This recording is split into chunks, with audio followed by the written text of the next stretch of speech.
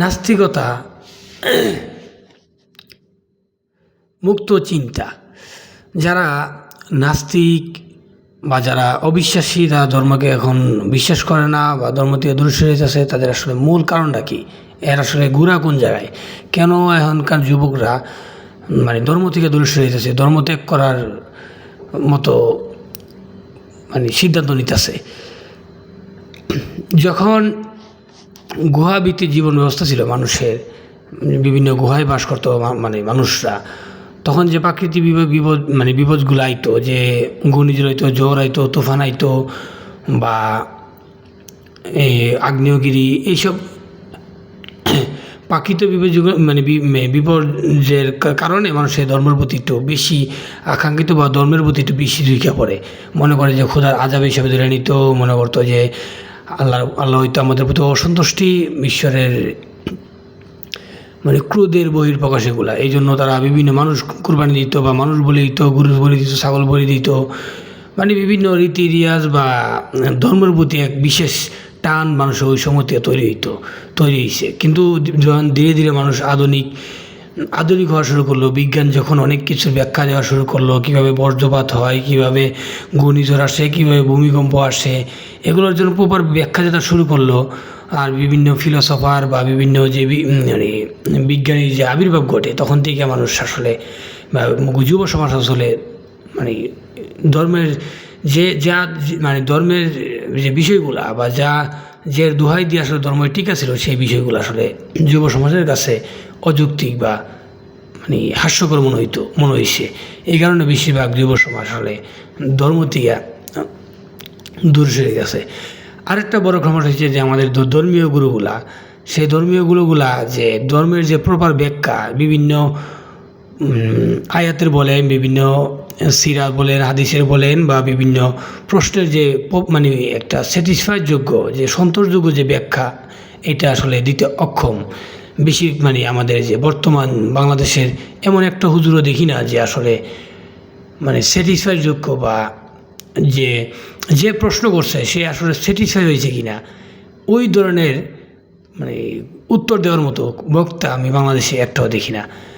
যত বড় বড় বক্তা বলেন হাত কলমে, যদিও একজন তৈরি হয়েছিল, মোটামুটি একটা পর্যায়ে কিছু দিলওয়ার হাসান সাঈদী, কিন্তু মোটামুটি পর্যায়ে ছিল, ওই হাই স্তরে যেতে পারে নাই বা ওই লেভেলে যেতে পারে নাই যে কোনো প্রশ্নের বা যে কোনো নাস্তিক বলেন বা যে কোনো মানুষের মোকাবিলা করার মতো সক্ষমতা তার ছিল।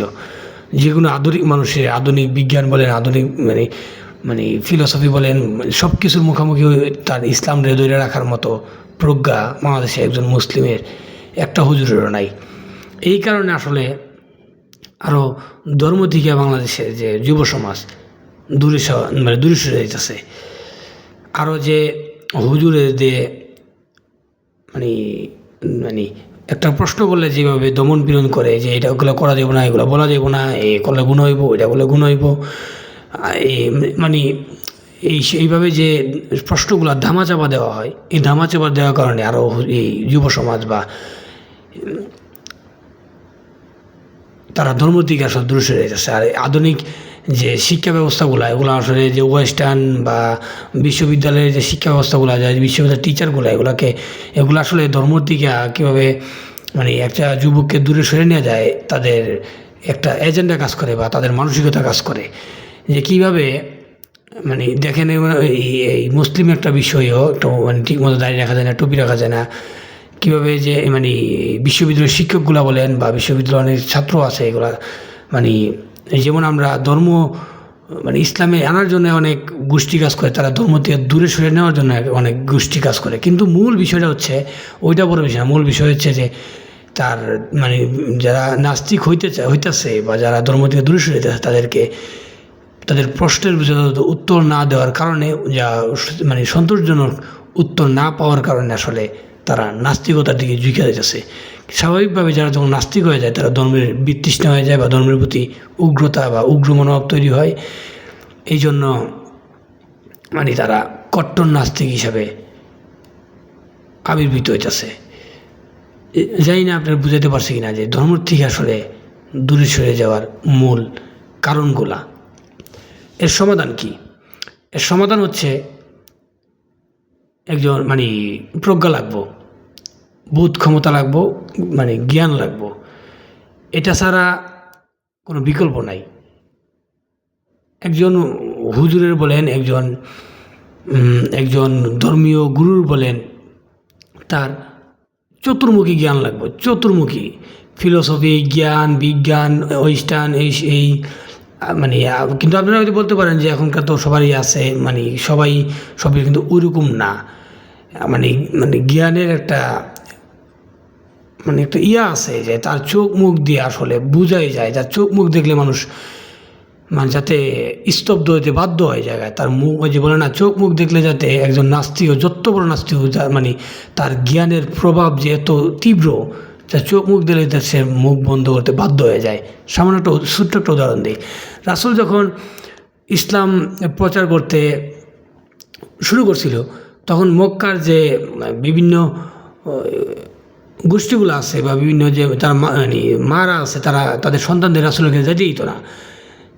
এই কারণে যে তারা বলতো যে রাসূল হচ্ছে জাদুগিরি, মোহাম্মদ হচ্ছে জাদুগিরি, মোহাম্মদের কাছে গেলে কেউ ফিরে আয় না, মোহাম্মদের কথা শুনলে সবাই ইসলাম মানে গ্রহণ করতে বাধ্য হয়, বা মোহাম্মদের বাণী এমন যে